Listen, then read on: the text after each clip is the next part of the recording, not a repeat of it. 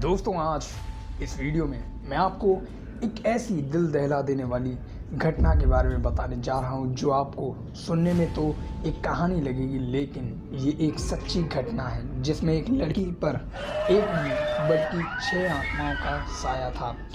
तो दोस्तों इस घटना के बारे में जानने के लिए इस वीडियो को लास्ट तक ज़रूर देखिए। दोस्तों मेरा नाम है अमन और चलिए इस वीडियो को शुरू करते हैं। The Anneliese Michel case. दोस्तों आपने हॉलीवुड में कई सारी सच्ची घटनाओं पर आधारित हॉरर मूवीज़ को देखा होगा। हॉलीवुड ने ऐसी कई सारी मूवीज़ को बनाया है जो बिल्कुल असल घटना पर आधारित हैं और उन्हीं में से एक मूवी थी the exorcism of Emily Rose. दोस्तों इस फिल्म में एक सच्ची घटना को दर्शाने की कोशिश की गई है। इस फिल्म में जो पीड़ित लड़की है जिसे एमिली रोज नाम दिया गया है, लेकिन दोस्तों असल घटना में उस लड़की का नाम एनालिस था। एनालिस का जन्म 1952 में एक अनुशासित और कैथोलिक परिवार में हुआ था। दोस्तों एनालिस पर अपने परिवार द्वारा अनुशासन और पवित्र जीवन बिताने के लिए काफ़ी दबाव डाला जाता था और इसी वजह से वह काफ़ी शांत रहती थी, लेकिन फिर भी वो काफ़ी खुश मिजाज लड़की थी। एनालिस को पढ़ाई में काफ़ी दिलचस्पी थी और इसीलिए वो काफ़ी विषयों में अच्छी भी थी। एक दिन एनालिस अपने स्कूल में अचानक से बेहोश हो जाती है। उसके दोस्त ये बताते हैं कि उसके दूसरे या तीसरे दिन उसने बताया था कि जिस दिन वो बेहोश हुई थी उसी रात को, आधी रात को उसे अपना शरीर काफ़ी भारी महसूस होने लगा था और इसीलिए वो अगले दिन स्कूल नहीं आ पाई थी। लेकिन कुछ दिनों के बाद ये सब नॉर्मल हो गया। इस घटना के 1 साल बाद एनालिस के साथ ये घटनाएं काफ़ी समय से लगातार होती जा रही थी, इसीलिए उसके घर वालों ने उसे डॉक्टर को दिखाया। लेकिन दोस्तों हैरानी की बात यह है कि डॉक्टर्स को उसमें कोई भी समस्या नहीं मिली।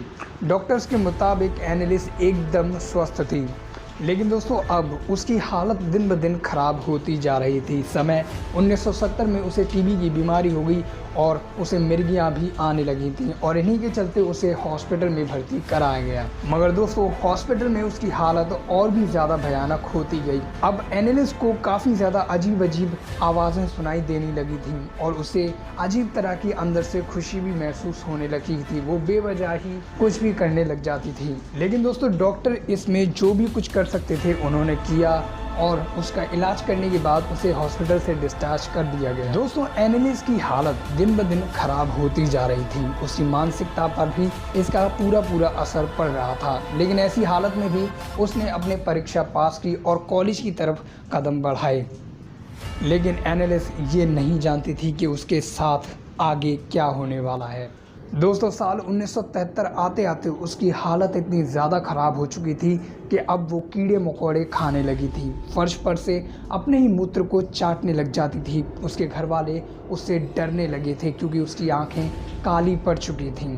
उसके पास जो भी आने की कोशिश करता वो उसे मारने की कोशिश करती थी। दोस्तों एनालिस की हालत इतनी ज़्यादा ख़राब थी कि जब उसकी इस हालत की खबर चर्च तक पहुंची तो वहां से उसे ठीक करने के लिए 2 पादरी आए।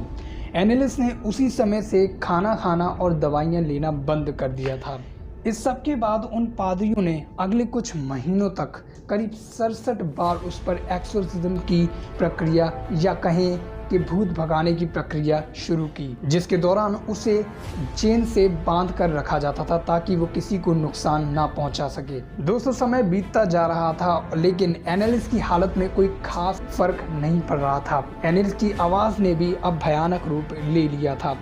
उसकी शक्ल भी काफ़ी डरावनी होती जा रही थी और इसी प्रक्रिया के दौरान उन पादरियों ने ये बताया कि उस लड़की में एक नहीं बल्कि 6 आत्माओं का वास है। उस पर वो 6 आत्माएं अपना कब्जा जमा कर बैठी हैं। दोस्तों आपको ये जानकर थोड़ी सी हैरानी होगी कि उन 6 आत्माओं में हिटलर तानाशाह, जी हाँ, जिसने वर्ल्ड वॉर कराया था, उसकी आत्मा भी शामिल थी। उन दोनों पादरियों के किए गए जादू टोने की वजह से एनालिस को थोड़ी सी राहत महसूस हो रही थी।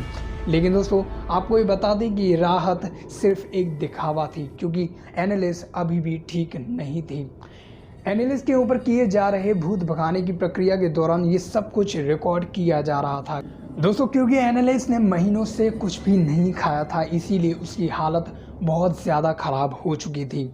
वो अपने अंदर के शैतान से बात कर सकती थी। एनालिस का शरीर अब बुरी तरह से जवाब दे चुका था। एनालिस ने आखिरी बार अपनी माँ से बात की, जिसमें उसने कहा, माँ मुझे डर लग रहा है। यह उसके आखिरी शब्द थे, जिसके बाद साल 1976 में 1 जुलाई को उसकी इन प्रक्रियाओं के दौरान दर्दनाक मौत हो गई। हालांकि दोस्तों, इस सबको अंधविश्वास मानते हुए पुलिस ने एनालिस के पेरेंट्स और उन दोनों पादरियों को गिरफ्तार कर लिया और उन्हें काफ़ी समय तक जेल में रखा गया।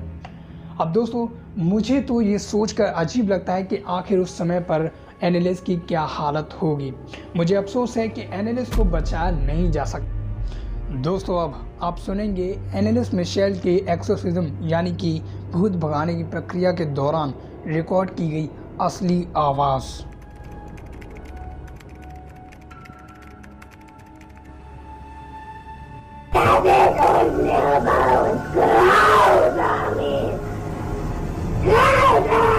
Sieht gleich so aus, Sie Verfluchten!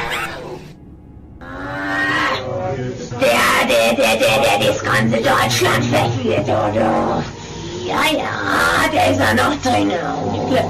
Im Namen des dreifaltigen Gottes und aller Toten Jungfrau Maria, sagt die Wahrheit. तो खैर दोस्तों, इस वीडियो में बस इतना ही। अगर आपको ये वीडियो पसंद आई है तो प्लीज़ इस वीडियो को लाइक कीजिए, शेयर कीजिए, सब्सक्राइब कीजिए इस चैनल को और साथ ही साथ उस बेल आइकन को भी ज़रूर दबाइए ताकि मेरी वीडियोस की नोटिफिकेशन आपको मिल सके। मैं मिलूँगा आपको एक ऐसी ही अमेजिंग और इंटरेस्टिंग स्टोरी के साथ अगली वीडियो में। तब तक के लिए bye and thank you for watching.